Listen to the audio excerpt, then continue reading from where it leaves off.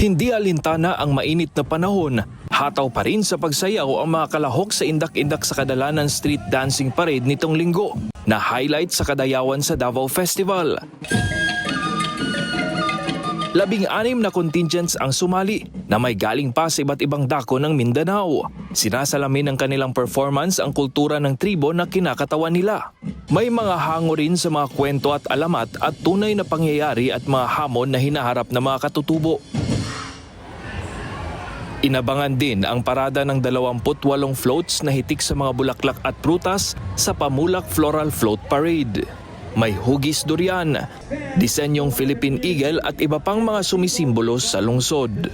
It's been awesome. I'm from California and I wanted to see the festival, so we're here. Variety of culture, variety of people, variety of fruit, vegetables, marine life. It's just variety. Ang Kadayawan ay selebrasyon sa masaganang ani at pagbibigay halaga sa 11 Muslim at lumad na tribos sa lungsod.